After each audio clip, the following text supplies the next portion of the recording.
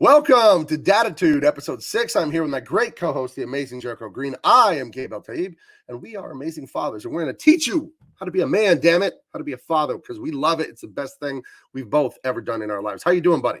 I'm doing great, man. I'm doing great. Excited to be here. Drop some knowledge. I see you've moved to the great room with the baby grand behind you. Nothing but the best for you, son. Oh, you were playing a nice concerto for me before the opening of the show. I was just at the baby grand piano, guys. Sorry, I didn't mean to have it in the background like that, but you know. Not to be outdone, I'm in my gallery where I have the original Oath of the Herati by Jacques Louis David. It's worth $80 million. And you film in front of it. I do. I thought I'd put it to use. What's the point in having such a marvelous piece if I don't share it with the world? That's so true, Sam. Oh, yes. Sophisticated, gentle. What's on your mind? What's on that big, beautiful brain of yours? One thing that no matter who you are, no matter your social, financial status, what you have or what you don't have, time. That's something that we all need more of. And whether we need more time in the day to do all these things and the family and the kids, or whether you're at the end of your life and you're staring into the eyes of the Grim Reaper, we all want more time. Right. Even when you're a kid, time to go to bed, you always want more time. And as a father and as a man, that's why we have such broad shoulders, because a lot is expected of you and you need to make it happen, period. So I think one of the things that's very important as a father and a husband is finding more time, because you have to have the time to go work and provide for your family. That takes time. You have to have time with your family to nurture them and teach them, give them structure, discipline, and time to go have fun, time to be with your wife, time to get the stuff done around the house. That's why they call it taking the time, because you have to take it. You can't wait for the world to give it to you. You have to take the time. Right. So where do we find the time as husbands and fathers to give that to our family? You just do. Right. You that's do. A hard one. That's a hard one. The Yeah. Time management. Yes. I'm sorry. Go ahead. I'm stepping on your toes. Sorry. No, you just have to find it. Whether, let's say, now it's time to cut the grass, or you have a project that you need done around the house. Maybe you have to do that project faster, so it gives you more time with the family. Or maybe you need to find a way to maybe work less, maybe work faster at work so you can get off earlier, make it home. We just have to make it happen, man. We have a lot of plates spinning and we just have to find a way to do it. So time management is very, very important as a man, especially with the family. And you don't want to miss those moments. You don't want to miss the moments, the programs and the plays and the games, the soccer games or whatever. You don't want to miss that, because as me personally, I know what it's like to look up in the stands and not see my dad. My mom was there, but like you said on an episode we did before, your mom's love, that's going to be there. It don't matter what you do. Right. Your mom is going to love you. You could be the ugly, you could be Quasimodo to the 10th power, and your mom is going to say, that boy's handsome. My mother loves me. She says I'm the most handsome boy in the school. Yeah, She's up there at the modeling agency wondering why you haven't given my baby a shot. Right. And not to discount that. That is great, and that is definitely necessary. But I know what it's like to look up in those stands and not see my dad there. So and you don't have to make every game. Sometimes it's impossible to do so. You got a lot of work. Maybe it's the drive. Maybe you're really far away. But we have to do our best to find the time to do everything that we need to do. We just do. There aren't a bunch of shoulders we can go cry on. Maybe you got some buddies, you got a brother. Thankfully, I have a brother that I'm close with. I can, bitch to him or, open that pressure valve for a few minutes with him. But it's important to do that, guys. And it's important to always be listening to your family, listening to your wife, because they're going to tell you, Dad, we want you. Dad, you missed this. Dad, how come?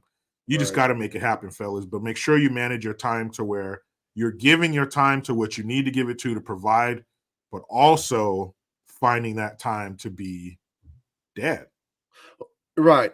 I think one thing we need to think about is that it's limited. When you're a little kid, life is eternal. You're never going to get old. You're never going to die. You think someone 30 years old is like so old. I'm 45 now. You'll be 43 very shortly. And I think about dying a lot, but not in a scary way. I think about it in a logical way of there are only so many Christmases left. There are only so many birthdays left. Like my 26th wedding and my 27th wedding anniversaries any day. It's coming up Monday, a week from now. And I remember at my 26th wedding anniversary, I told my wife, we've been married for 26 years. In 26 more, I'll be like 70 years old or 71. We were 18 when I got married. Whatever the math was, but I would be old in just a repeat of what we just did. And it becomes impressed upon you as you reach middle age, like, oh, wow, this is it. No more wasting time. So I think to find the strength to have your time management, I just think about that, and it's what makes life beautiful. If life was just eternal on earth and we would just live and live and live indefinitely, there would be no impetus to do anything. You wouldn't I'll do it next century, whatever. If you were going to live 50 million years, you would just why you wouldn't feel any fire for that. So, and I do think you brought up, when you said it's time to go to bed and those feelings when you're a little kid, that's when you have a feeling of time being limited, but you don't have a feeling of your life being limited yet. And a funny thing that I always did, you tell me if you did this, you're at the swimming pool and your mom or the adult or whoever you're with says, it's time to go in 5 minutes.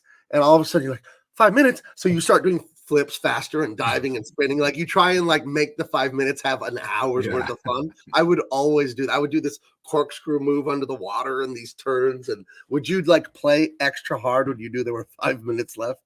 Yeah. And you're like, all right, guys, come on, let's go. Let's go this and go that.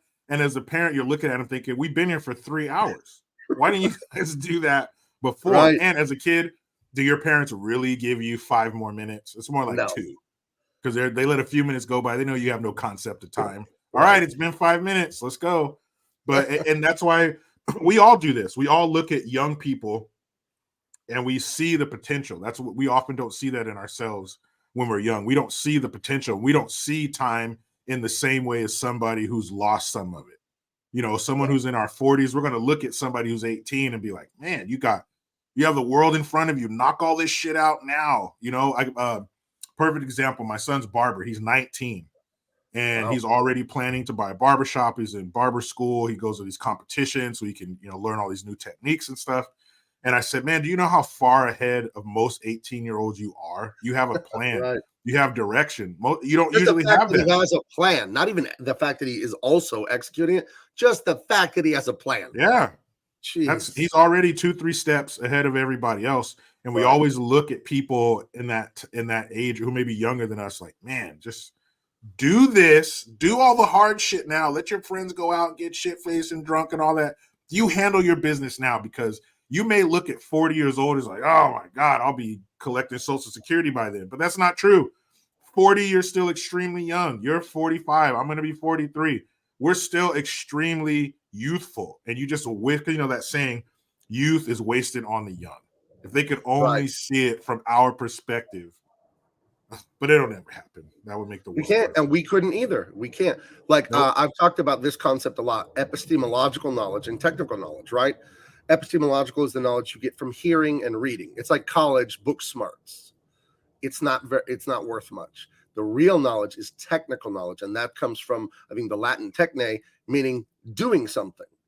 Like you have technical knowledge when you've done it. You could watch every movie and read every book about Paris in the spring, Jericho, and be the foremost expert, get a doctorate from a university on everything about what Paris is like in the spring. Or you could buy a plane ticket and go there. Mm-hmm. That would be superior knowledge to a doctorate in studying it, but never having gone. And I think so when you're young, you've never been old, right? You can't. It's an impossibility. So you don't know what it's like to be looking at. I'm 45. If I live to 90, I'm halfway done. And that's if. That's not guaranteed. And not another minute is guaranteed, but you don't know that when you're 8, when you're 10, when you're 17 years old. You can't feel that. You can feel it once you have kids and you're in your 40s and all that. You can look at them and say, well, I have kids. I have a granddaughter.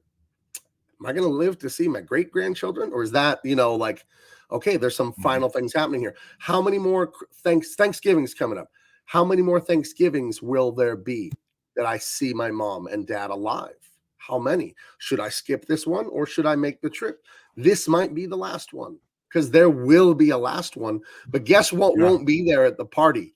There won't be a banner hanging up saying, this is the last one with your dad. Happy last birthday to you. Imagine how grim that would be. You're like, hey, what's with the sign, man? Dude, blow those candles out one last time. There's something I should have told you about the food. So, about our family tree. You think I'm your father, but actually I'm your uncle. Yeah, like some, heavy shit like that at the end. And we've all had that wish where we could go back and like take your 45-year-old or my soon to be 43-year-old mindset of how important things are and how much time you really have. You have a long time to do stuff. Right. And if you could go back and put your work ethic and your foresight into that 18-year-old, because you can only see to here when you're that young. You don't see anything past the end. Well, there's usually like boobs and butts right in your vision when you're 18, just kind of blocking everything. Hey, and if you're going to have your vision blocked, you want it to be blocked by boobs and hips. But just think you would rule the world if you had the work ethic and the foresight and the experience you have now, and you were somehow put back into your day after high school graduation body. I mean, just because you understand the importance of maximizing your time. Right. And we all remember those loved ones. We've all lost loved ones. You remember your last interaction with them, and you didn't know it was your last one many times. Sometimes they're on their deathbed, and that's it. But most of the time, it's like, I remember my grandfather, he's the person I really just like loved the most. He really was a father to me growing up. And his health was failing him at the end of his life. He could barely walk with his bad fake knee, and he had cancer, but they had cut it out, and he was all these problems.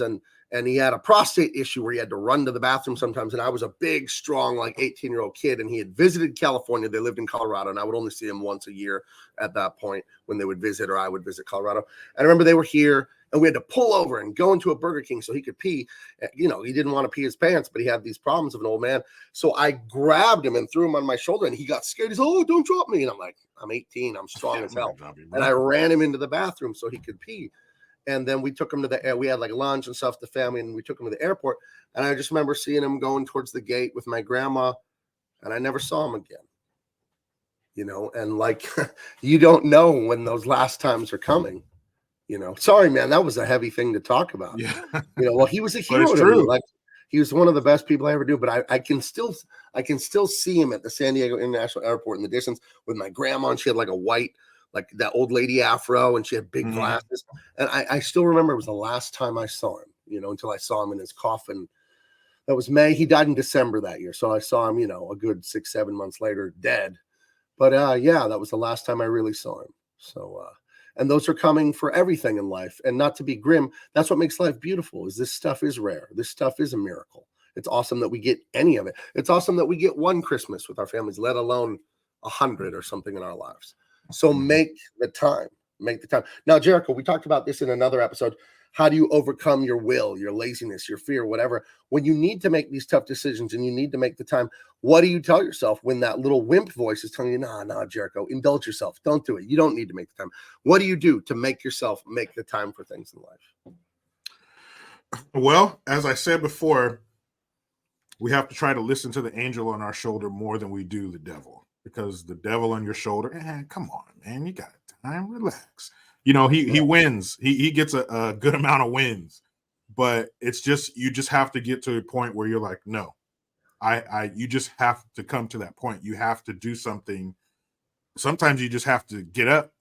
Sometimes you have to stand up and physically get up and just start doing it.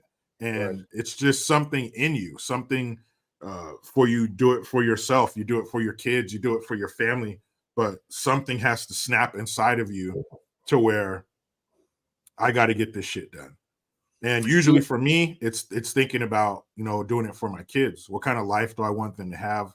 I want to be around for them. One of my worst fears is to think that I'll die before my kids are grown, and my kids are going to have to go through these, their adolescence or whatever, without me being there, without me giving them their guidance and protecting them, and leaving it to my wife to do. Or, God forbid she finds another husband that got some stupid ass stepdad. And I love stepdads. I had a stepdad, but I don't want one for my kids. I want to be there. Right. I think that's amazing. And that's my main motivation too.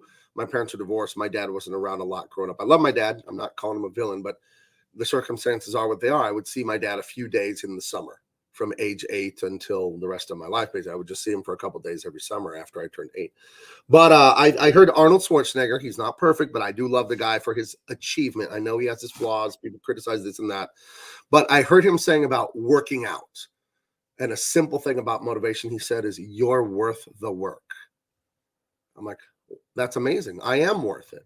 And I think it's disrespect to God to give anything but your best, because your life is a miracle, a gift from God. Your life, good or bad or whatever your life is, it's a miracle that you're even here.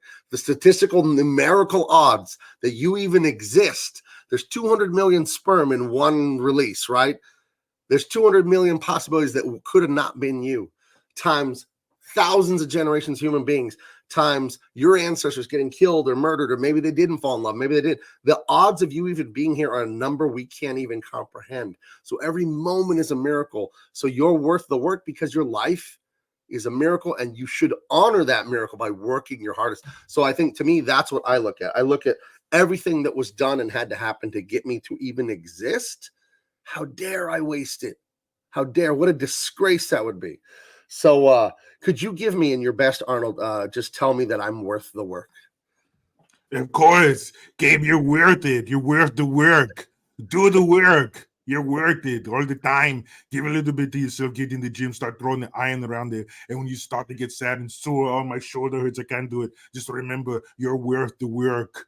That's right. And that's WIRTH, worth. It's worth work. And, as men, you don't hear that. You don't hear that you're worth it. We usually hear, get back out there, find the time. But you are, and what you have to do, you have to find that sentence in your mind. Like Gabe said, you're a miracle. You owe God the respect of giving your best, or you got to do this for your kids. You need to be there to them. You need to find that sentence, that mantra in your mind that motivates you, whatever it is. You need to find it. And sometimes, life gets busy, or, that devil on your shoulder, that laziness, is starting to whisper to you, and you have to find that sentence. You have to have that mantra reach down and pick you up out of the darkness of whatever and get you to do what you need to do. Find that mantra, find that sentence. And when you need it, remember that in your mind. Oh, this is why I'm doing it. I need to give it my best. Find that, and it will always be there when you need it. It'll pop into your mind and get you motivated, hopefully. And it's weird, because we've all been told this by people older than us when we're young. Don't waste your time. Do this, do that, do it now. So later in life, you'll be do it now. Do it. Come on, do it. We all hear that. There should be just an app of Arnold's slogans, just encouraging people. You just push a button and it'll give you a daily. Like that Staples button. That was easy. You need an Arnold button. Do it. You're worth it. Work. You know, Right. you need to find that motivation, man, and lean on it. And I know we hear this from older people, but maybe it'll resonate more coming from us because you know your parents tell you all the time. You know how it is as a parent. You tell your kid something 1,000 times, and then some teacher tells them, and they're like, "Oh, Mr. So and so, I've been telling you that for years." Whatever.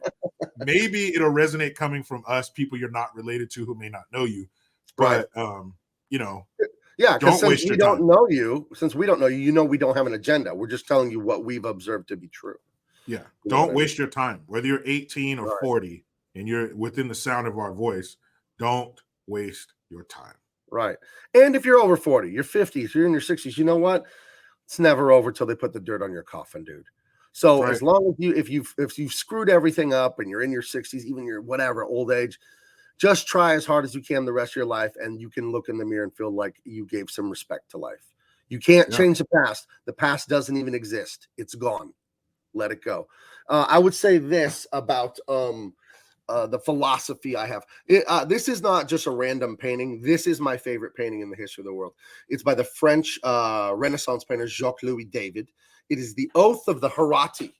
They're Romans. That's their father right there. And their area, their territory is being attacked by another powerful family. And these three brothers are swearing to their father that they will fight to the death to defend it.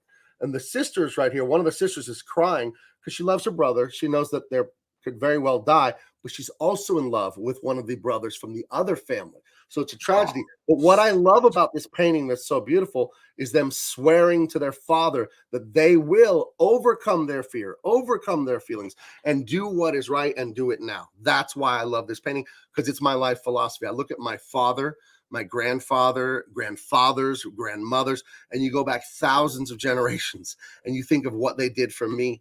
They died, they suffered. Most human beings just lived in poverty, warlords, dangerous animals. People would get diarrhea and die in the old days. Like they lived miserably, but damn it, they fought with blood and fingernails and determination so I could have air conditioning and an internet connection and microwavable food. They gave us a beautiful world, and I can't pay them back. They're gone. They're in coffins. They're dust. So now there's an imbalance. They've given me so much, and what have I given them? So the only way for me to make it right in my mind to feel like a good man is I do what they did, and I build 1,000 years from now for my descendants, just like my ancestors did for me. That's the only thing I believe in when it comes to society, is I can't pay the ancestors back, but I can pay them back by paying it forward. So that is what calls me to do what is right and find the time to do what is right. It's my life. It really is my life philosophy. So that's why I have this painting. It's not just I think it's pretty. I love the story behind it. yeah. Life back then was hard. Life 100 years ago was hard. Right. 1923, life was hard. We're gearing up for the Depression. You know, a lot of people didn't even have indoor plumbing. There's still horses on the street. Life was tough. And for them Brutal. to live, brutal. I mean, not a lot of the laws and rules and things that we have in society. Like it was tough times. It was a tough time to be alive. And for But them but to do that, Jericho, someone mispronounced me. they wouldn't even know what a pronoun was back then. I can't, that makes me. Can you imagine talking to like a poor white redneck, or someone in a Oh, Japanese internment camp, or a black slave, or anyone in a ghetto or a concentration camp, someone really suffering under a warlord or something, and you said that you got misgendered or whatever, and that was like actual violence. Can you imagine what those people would think of that concept? they couldn't even comprehend what you even told them. It's people in the civil rights movement. There were black folks and white folks who were sprayed with hoses, who had German shepherds sicked on them, whose bus of the Freedom Riders who were killed. They pulled their bus over and shot him in the Yeah, back roads of the South. All those terrible things that the people went through in recent history. There's footage. right. There's camera footage of those things happening. And then for us to sit here and say, 60, 70 years later, no, the needle hasn't moved. As a matter of fact, it's worse. Right. But wait. I went through all that. I had Boss Hog kicking my ass. I got the scars from a German Shepherd shaking the skin off of my arm. I got the skin off my back from a fire hose just for your entitled bitch ass to sit here 60 years later and say, no, you didn't do anything. Right. I wouldn't blame those people if you showed them footage from now and they refuse to do it. right? I wouldn't blame them. What did they die for? Oh, What did they no. die for? What did they Hell die no. for? For not. Yeah. You could sit here and play video games and drink Mountain Dew all day and do nothing with your life. How dare you? Yep. You know, that's how I think about it. How dare you? People literally died to make freedom work. How dare you not do something and died in the most brutal, horrible ways. I listened to this great podcast by Dan Carlin. He's an amateur historian, but his recordings are so good. He was a broadcaster for years in LA, hardcore history. And he talks about the brutality of ancient warfare. Nowadays, you know, with ballistics and guns, people are dead pretty quick. Mm-hmm. Imagine with axes and spears and swords. You hack someone, they don't fall over dead like in a video game. You hack someone, they're writhing for minutes, hours. Yeah. And you have to keep hacking them or something. Sometimes this is terrible. And people went through that by the millions to get you here today. And all you say is ill. That's what you say to my sacrifice? I just watched my brother get a battle axe buried in his face. And you're sitting here like, my pronouns are like, really? I got your pronoun in the sheath on my hip. Here's your pronoun right here. And you know, that's only here. That's only in the Western world. The rest of the world is still living in some of the ways they did back then. The rest of the world has it really tough. And you know, for us to show up on the battlefield and actually I'm she, her, they will just take that bayonet and stick it through your eyeball like the security guard in T2 when he was getting coffee. That's what's going to happen. Well, I think that's a good way to end this one here. We'll be back with more. Any last thoughts about this stuff? I'm glad we told people to don't waste time, take advantage of it, and you owe it. You owe it to all the millions that came before you. You actually owe it. If you want to be a moral person, I think you need to pay that debt. It's a blood debt, by the way. Anything you want to add to that, Jericho? We're going to get out of here. I mean, I can't add much to that, man. Just manage your time and make sure you have enough time to do all the things that you need to do. I know it's tough. I know it's hard. It might seem impossible, but as a man, you have to find a way to do it. All right. Okay. We'll talk to you guys later. It's Daditude. Make sure you're subscribed, hit the like, check out Jericho's channel. All the links are in the description. We'll talk to you later. Bye.